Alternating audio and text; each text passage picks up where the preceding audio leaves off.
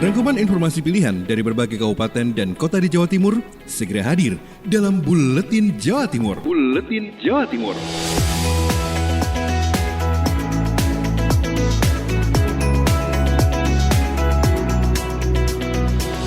Salam jumpa sahabat. Inilah Buletin Jawa Timur edisi hari ini Rabu 11 November 2020. Saya Oza Ahmad. Informasi pertama datang dari Ralita FM Pamekasan, ada Kholik Maulidi. Pemerintah Kabupaten Pamekasan bersama Dandim 0826 peringati Hari Pahlawan yang ke-75 tahun 2020. Pemerintah Kabupaten atau Pemkab Pamekasan peringati Hari Pahlawan dengan menggelar upacara bersama Dandim 0826 di Taman Makam Pahlawan yang terletak di Jalan Panglekur Pamekasan, yang turut diikuti oleh Kepala Pengadilan Negeri, Ketua DPRD, Wakapolres, Sekretaris Daerah, Asisten 1, dan jajaran Forkopimda Pamekasan. Bupati Pamekasan Badrutama mengatakan, upacara peringatan Hari Pahlawan ini dilaksanakan untuk berziarah kepada para syuhada yang telah berjuang dan rela merasakan sakit demi membela bangsa dan negara. Orang nomor 1 di Kabupaten Pamekasan ini menyampaikan, upacara yang dilaksanakan saat ini dilakukan serentak seluruh kabupaten yang ada di Indonesia untuk memberikan penghargaan kepada seluruh pejuang tanah air, sekaligus dapat menjadi spirit bagi masyarakat yang kemudian juga dapat merefleksikannya bahwa begitu besar pengorbanan para pahlawan Republik Indonesia.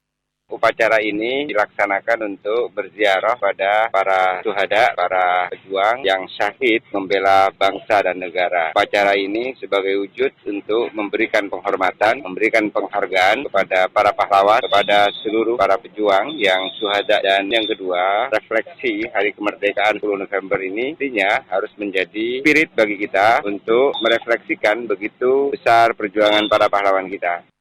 Bupati Badrut berharap hasil dari pengorbanan dan perjuangan para pahlawan tanah air Indonesia ini, masyarakat mampu bersyukur dan dapat memberikan yang terbaik untuk bangsa, yakni mengisi kemerdekaan ini dengan menguatkan kembali kecintaan dan persatuan tali persaudaraan antar masyarakat Indonesia. Kholik Maulidi, Ralita FM Pamekasan. Selanjutnya dari Suara Gresik menginformasikan, rayakan Hari Pahlawan. Pemkab Gresik adakan drama Malabi dengan protokol kesehatan. Pasukan Camat Kabupaten Gresik melakukan adegan dramatis pada drama kolosal tentang Jenderal Malabi selepas upacara Hari Pahlawan di halaman kantor Bupati Gresik Selasa 10 November tahun 2020. Bupati Gresik menjelaskan peserta upacara kali ini sengaja dibatasi untuk memenuhi aturan disiplin protokol kesehatan. Menengok sejarah, pada tanggal 25 Oktober 1945, para pasukan militer Inggris datang ke tanah air menyulut api pemuda Indonesia, khususnya arek Surabaya, dengan membebaskan orang-orang Belanda yang menjadi kawanan Jepang. Perlawanan pemuda Indonesia hari ini coba diparadegan. Kali ini sang aktor membintangi tokoh Malabi adalah Kepala Dinas Pariwisata Kabupaten Gresik Agustin Halomon Sinaga. Agus mengenakan pakaian penjajah lengkap dengan topi, kacamata hitam, dan baju menamakan Malabi Sinaga yang dibekuk oleh para ASN Gresik yang memakai baju pahlawan Tempo dulu. Rangkaian acara peringatan Hari Pahlawan tersebut makin seru karena dipimpin langsung oleh orang nomor 1 Gresik yang bertindak sebagai dalang dalam rentetan drama. Saya, Kevin Chandra, Suara Gresik melaporkan untuk Buletin Jawa Timur. Kita beralih ke informasi Pilkada 2020. Kali ini ada Ari Agustias dari Radio Pradia Suara Tuban. Jelang Pilkada Serentak 2020, Pangdam 5 Brawijaya dan Kapolda Jawa Timur ingatkan soal netralitas prajurit. Pangdam 5 Brawijaya Maijen TNI Suharyanto didampingi Pangkuarda 2 Laksda TNI Sudi Hartawan dan Kapolda Jatim Irjen Pol Muhammad Fadil Imron mengingatkan netralitas prajurit atau anggota TNI Polri dan teknis protokol kesehatan dalam pelaksanaan Pilkada Serentak lanjutan 2020 di masa bencana non-alam COVID-19. Maijen TNI Suharyanto mengatakan yang utama netralitas prajurit TNI Polri dikedepankan. Keamanan bekerja tanpa memandang golongan, tidak ada keberpihakan terhadap pasangan calon kepala daerah. Maijen TNI Suharyanto mengakui dalam pelaksanaan Pilkada 2020 nanti, Kodam 5 Brawijaya akan membackup pengamanan personel untuk Polres Tuban maupun di 19 kota kabupaten yang digelar Pilkada. Agendanya seperti dilihat oleh rekan-rekan sekalian, kita bertiga sebagai pangkotama tentu saja mempunyai tugas tanggung jawab ke seluruh Provinsi Jawa Timur. Hari ini di wilayah Tuban kita memberikan semangat kepada prajurit TNI Polri dalam rangka pelaksanaan Pilkada tanggal 9 Desember nanti. Disampaikan biasanya apabila Polri menerjunkan pasukan 1.500 hingga 2.000 personel, maka TNI menyiapkan setengah untuk menyokong Polri. Selain itu juga terdapat personel cadangan. Selain kerawanan dan teknis pengamanan pelaksanaan Pilkada 2020, Pangdam juga mengimbau prajurit TNI Polri dalam bertugas untuk mematuhi protokol kesehatan. Ari Agustias, Pradia Suara Tuban untuk Buletin Buletin Jawa Timur. Dari Tuban kita bergeser ke Persada FM Kabupaten Blitar bersama Ninda Alivia. Tak ada larangan nonton bareng debat publik. Bawaslu Kabupaten Blitar menghimbau agar tidak menggunakan fasilitas pemerintah. Peserta debat publik pasangan calon bupati dan wakil bupati Blitar tahun 2020 dibatasi karena digelar di masa pandemi COVID-19.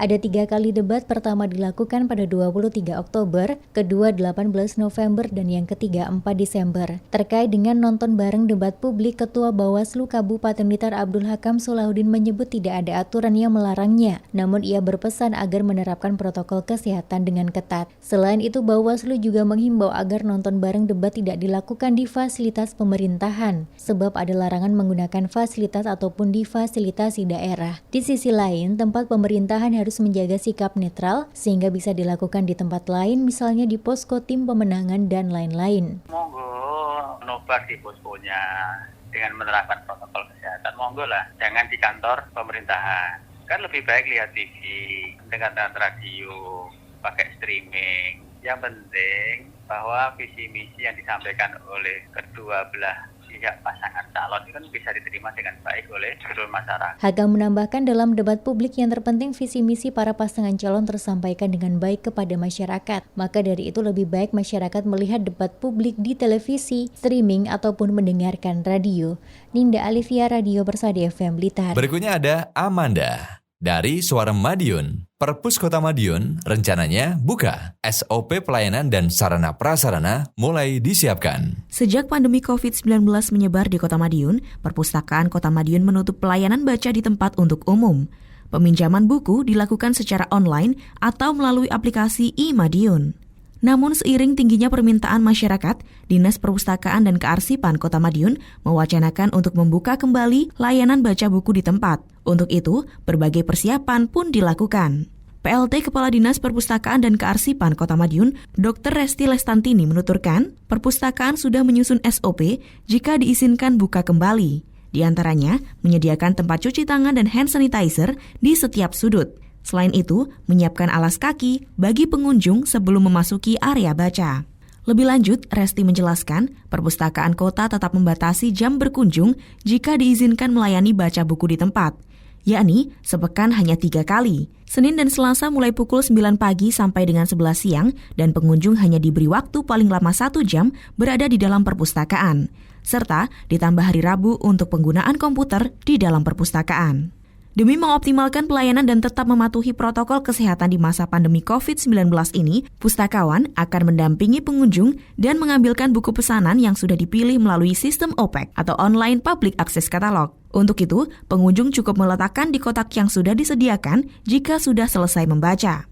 Amanda, Suara Madiun. Selanjutnya Panji Harto dari Suara Sidoarjo melaporkan. Terkendala jumlah personil, DLHK Kabupaten Sidoarjo tetap rutin lakukan perampingan pohon untuk mengantisipasi musim hujan dan angin kencang. Dinas Lingkungan Hidup dan Kebersihan Kabupaten Sidoarjo secara rutin lakukan pemotongan ranting pohon rimbun yang berpotensi roboh di Kabupaten Sidoarjo. Apalagi saat kondisi sudah mulai memasuki musim hujan. Insinyur Sigit Setiawan, Kepala Dinas Lingkungan Hidup dan Kebersihan, pada Suara Sidoarjo Selasa menyampaikan, kegiatan perampingan pohon sudah terjadwal meski ada kendala dengan jumlah SDM yang relatif kurang, tapi pihaknya akan tetap berupaya optimal untuk memotong ranting dan merapikan pohon di jalan yang berpotensi rawan roboh ketika hujan disertai angin kencang. Kemudian juga katakanlah kami ada 3 tim. 1 tim wajib piket malam, jadi artinya kan kami 24 jam, siang juga ada yang kerja, malam juga harus tetap siap karena namanya hujan, namanya angin, ini kan juga nggak mengenal siang atau malam, kadang malam, kadang siang, jadi setiap saat sehingga malam pun kami juga harus mensiagakan teman-teman itu. Dalam kegiatan ini pihaknya juga berkoordinasi dengan instansi lain, di antaranya BPBD Kabupaten Sidoarjo, Polresta Sidoarjo, Lanudal, dan juga PLN. Dengan adanya koordinasi ini tentunya aktivitas perampingan pohon bisa lebih masif. Demikian laporan Panji Harto, Suara Sidoarjo. Informasi selanjutnya datang dari Ersal FM Nganjuk bersama Agustin Merdekawati. Bupati Nganjuk mendorong OPD usung semangat tolak gratifikasi. Bupati Nganjuk Novi Rahman Hidayat mendampingi Puskesmas Nganjuk dalam penilaian zona integritas wilayah bebas dari korupsi atau WBK kemarin dan membuka presentasi tim secara daring dengan Kementerian Pendayagunaan Aparatur Sipil Negara dan Reformasi Birokrasi. Dalam sambutannya, Mas Novi mengatakan WBK saat ini bukan hanya inovasi namun juga kebutuhan di mana pelayanan harus tetap prima serta didukung semangat anti korupsi. Puskesmas Nganjuk menjadi salah satu contoh pelayanan yang baik di Nganjuk yang telah menerapkan zona integritas dan berharap semoga predikat WPK akan diraih Puskesmas Nganjuk, bahkan WPBB atau wilayah birokrasi bersih melayani. Langkah Puskesmas Nganjuk bisa ditiru organisasi perangkat daerah atau OPD lain di Pemkab Nganjuk sehingga OPD bisa memberi pelayanan maksimal kepada masyarakat. Semangat melayani dan tolak gratifikasi yang harus diusung. Kepala Puskesmas Nganjuk Dr. Ilham Pramudani yang mempresentasi mulai sistem penilaian kinerja di internal Puskesmas, inovasi bagi masyarakat hingga membuka akses untuk keluhan termasuk penyebaran informasi terkait pelayanan melalui sosial media. Dari Agustin Merdekawati, Suara Anjuk Ladang Nganjuk. Dari Nganjuk kita bergeser ke Mahardika FM Kota Blitar. Ada Kirana Nisa. Menuju Smart City, pemerintah Kota Blitar launching call center 112 dan aplikasi Silpu Citron. Pemerintah Kota Blitar melalui Dinas Komunikasi Informatika dan Statistik Diskominfotik melaunching layanan panggilan darurat tunggal call center 112 dan aplikasi Silpu Citron Selasa 10 November 2020 di ruang Integrated System Center ISI Pro Rakyat. Layanan call center 112 menjadi pusat pelayanan untuk menerima aduan atau laporan masyarakat terkait kejadian darurat yang mengancam nyawa seperti laka lantas, kebakaran, gangguan keamanan, bencana alam, kekerasan dalam rumah tangga, juga kecenderungan bunuh diri. Layanan ini bebas pulsa all operator, bersinergi dengan seluruh OPD Kota Blitar dan siap melayani 24 jam. Sedangkan aplikasi Silpu Citron atau Sistem Informasi Layanan Publik terintegrasi secara elektronik juga dihadirkan untuk memudahkan layanan administrasi di kelurahan dan kecamatan, yang mana pengurusan dan permohonan administrasi di kelurahan, kecamatan, atau antar OPD bisa dilakukan melalui smartphone. Masyarakat hanya perlu mengisi permohonan dan mengunggah lampiran surat yang dibutuhkan. Artinya inilah yang barangkali e-government kita untuk pelayanan kota ini ke depan, karena kota ini pusat jasa sehingga services kita juga harus cepat. Inilah yang diproduksi oleh pemerintah Kota Blitar untuk masyarakat dan kemaslahatan, kecepatan dan lain-lain. Jumadi menegaskan launching call center 112 dan aplikasi Silpu Citron ini semakin menguatkan komitmen pemerintah kota menuju Smart City dengan menghadirkan layanan cepat terintegrasi. Kirana Nisa, Mahardika FM. Dari Suara Ngawi melaporkan, Disparpora Ngawi hadirkan serial animasi Bubu dan Gaga sebagai panduan berwisata di Ngawi. Dinas Pariwisata, Pemuda dan Olahraga Disparpora Ngawi melakukan terobosan baru dalam menyikapi adaptasi kebiasaan baru berwisata di tengah pandemi COVID-19 saat ini. Mulai 7 November 2020 kemarin, Disparpora Ngawi telah meluncurkan serial animasi Bubu dan Gaga sebagai salah satu panduan asik bagi anak-anak, khususnya yang ingin berwisata di Kabupaten Ngawi. Dalam animasi yang dibuat, Bubu adalah tokoh karakter bulus yang merepretasikan Taman Wisata Tawun, sedangkan Gaga merupakan sosok karakter gajah Stek Gardon di zaman purba mewakili Museum Trinil Ngawi. Selain sebagai sarana promosi, tujuan utama pembuatan animasi ini adalah untuk edukasi wisata Kabupaten Ngawi, utamanya bagi anak-anak agar bisa mengenal dan mencintai wisata Ngawi sejak dini. Anjani, LPPL, Suara Ngawi. Selanjutnya, Devi Aprilia dari Suara Kota Probolinggo menginformasikan gelorakan semangat pemuda-pemudi lewat teatrikal seni pelajar. Peringatan Hari Sumpah Pemuda ke-92 sekaligus Hari Olahraga Nasional tahun 2020 menjadi agenda rutin di pemerintah Kota Probolinggo yang mewakili adalah Dispopar. Bertempatkan di Puri Manggala Bakti, kantor wali kota, berlangsung acara meriah sekaligus menarik untuk generasi muda kebanggaan Kota Probolinggo. Kurang lebih ada 20 orang pemain teater dan 10 orang atlet prestasi pencaksilat tampil secara live streaming di akun pemerintah Kota Probolinggo dalam mewarnai Hari Sumpah Pemuda dan Hari Olahraga Nasional. Tujuan diselenggarakan kegiatan tersebut untuk membangkitkan semangat pemuda-pemudi, menanamkan jiwa sportivitas, juga mendorong kegiatan positif generasi milenial yang ada di Kota Probolinggo. Menurut Kepala Dispopar, Budi Krisyanto mengatakan generasi muda di Kota Probolinggo memiliki prestasi yang membanggakan dan harus didukung oleh pemerintah agar bisa terus berkembang lebih baik lagi ke depannya. Devi Aprilia, Suara Kota Probolinggo. Informasi selanjutnya ada Mega Kristi, RGR FM Tulungagung. Dharma Wanita Persatuan Kabupaten Tulungagung menggelar sosialisasi keragaman pangan. Sosialisasi keamanan pangan dan keragaman pangan untuk keluarga berlangsung di ruang rapat Prajamukti Kabupaten Tulungagung. Kegiatan diikuti oleh sekitar 71 orang, terdiri dari Ketua Dharma Wanita Persatuan, Dinas, Badan, Kantor, dan Kecamatan, di mana semua merupakan pengurus Dharma Wanita Persatuan Kabupaten Tulungagung. Dalam sambutannya, Yuni Sukaji selaku Ketua Dharma Wanita Persatuan Kabupaten Tulungagung mengatakan, keragaman pangan adalah program yang dimaksudkan masyarakat tidak terpaku pada satu jenis makanan pokok saja dan terdorong untuk mengkonsumsi bahan pangan lainnya sebagai pengganti makanan pokok yang selama ini dikonsumsi seseorang. Dengan mengkonsumsi makanan yang beraneka ragam setiap hari, kekurangan zat gizi pada jenis makanan yang satu akan dilengkapi oleh keunggulan susunan zat gizi yang seimbang. Sebaliknya, mengkonsumsi hanya satu jenis makanan dalam jangka waktu relatif lama dapat menderita penyakit kurang gizi atau gangguan kesehatan. Untuk itu, dengan adanya sosialisasi, menambah pengetahuan tentang keamanan dan keragaman pangan, sehingga nantinya bisa diketok-tularkan pada anggota Dharma Wanita Persatuan di masing-masing unsur pelaksana, sehingga kegiatan tersebut bermanfaat membawa berkah. Saya Mega Kristi, 90,1 RGR FM Tulungagung.